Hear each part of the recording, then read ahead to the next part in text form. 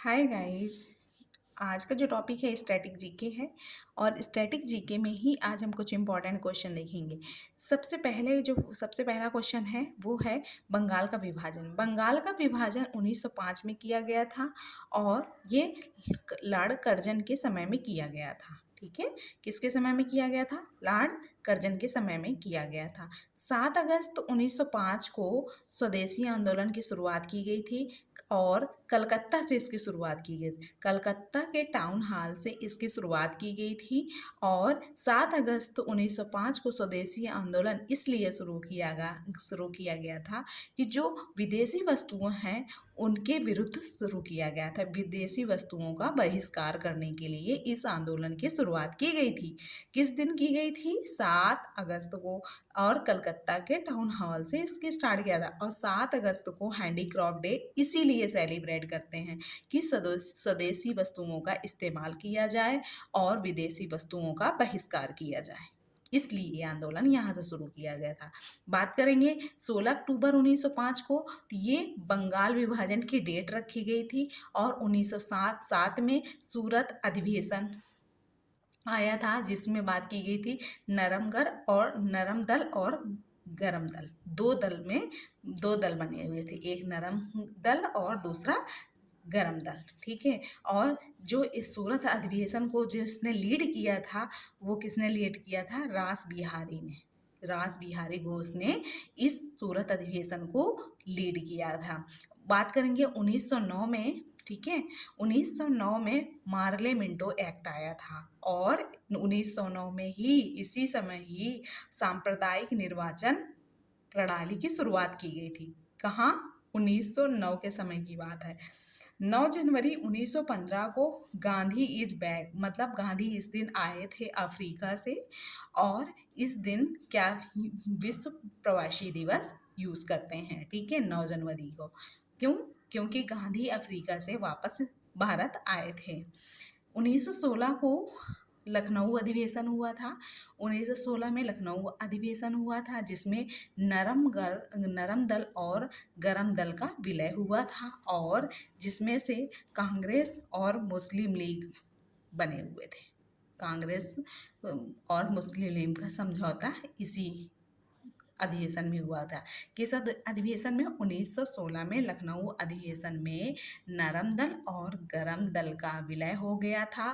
कांग्रेस और मुस्लिम लीग का समझौता इसी अधिनियम के तहत हुआ था और इसको 1916 में होम रूल भी आया था और जिसको होम रूल को किसने लीड किया था?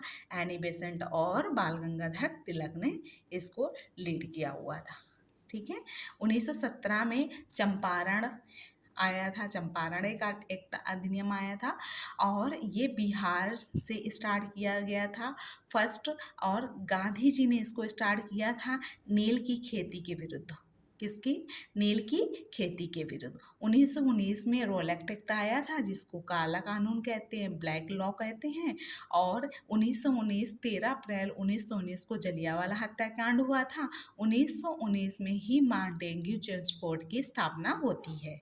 ठीक है, 1920 की बात करेंगे तो असहयोग आंदोलन आया था और 1920 में असहयोग आंदोलन जो कि गांधी जी के द्वारा शुरू किया गया था और फरवरी 2022 में चौरी चौरा कांड जो होता है गोरखपुर से स्टार्ट होता है और ये जो फरवरी 2022 में चौरी चौरा कांड जो शुरुआत होता है ये असहयोग आंदोलन को समाप्त करने के लिए शुरुआत किया जाता है महात्मा गांधी के द्वारा।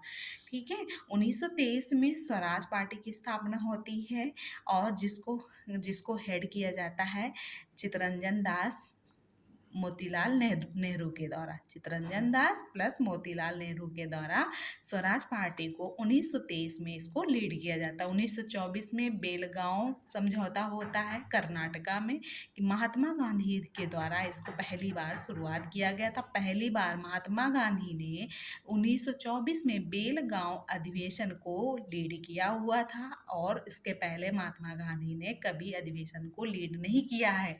ठीक है, कांग्रेस की अध्यक्षता महात्मा गांधी के द्वारा की गई थी। ठीक है।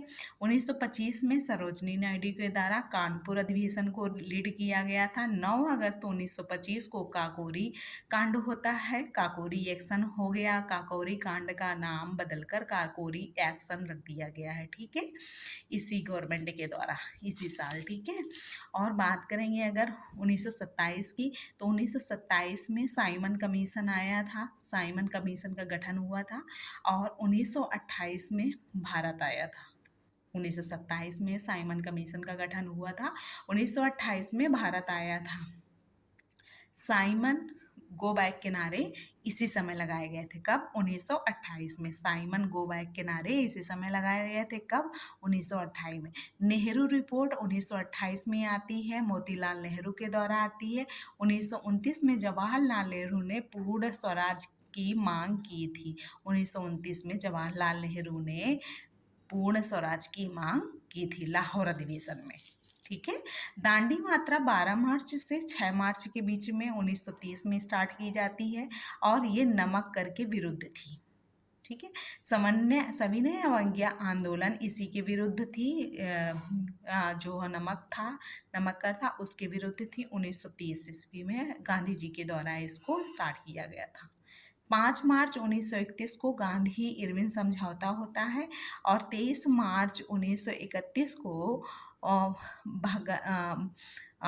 जो भगत सिंह, राजगुरु और सुखदेव, इन तीनों तीनों हमारे जो कह सकते हैं देशभक्त थे, इनको फांसी दी गई थी। तभी 23 मार्च को ही हम लोग क्या मनाते हैं? शहीद दिवस मनाते हैं, ठीक है।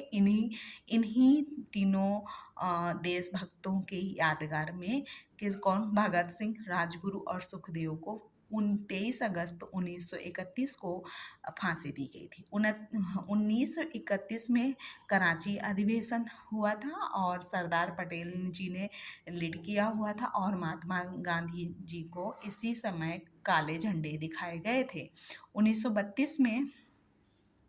1932 में जो हुआ था वो 1932 में यरवद्दा जेल जो है पुणे में है, ये गांधी जी जो 1932 में यरवद्दा पूना पैक्ट हुआ था, पूना पैक्ट यरवद्दा जेल में हुआ था। कहाँ पर? पुणे में है। और इसमें जो जो हमारे गांधी जी थे और अंबेडकर जी के विरुद्ध किया गया था, ठीक है। 1940 में 1940 की अगर हम बात करेंगे तो 1940 में अगस्त प्रस्ताव आया था और 9 अगस्त 1942 को करो या मरो के नारे छोड़े गए थे, भारत छोड़ो के नारे दिए गए थे महात्मा गांधी के द्वारा। आई होप आप लोगों को समझ में आया होगा। अगर समझ आए तो आप लोग लाइक करें, सब्सक्राइब करें और शेयर करना तो बिल्कुल ना भूलें। Thank you.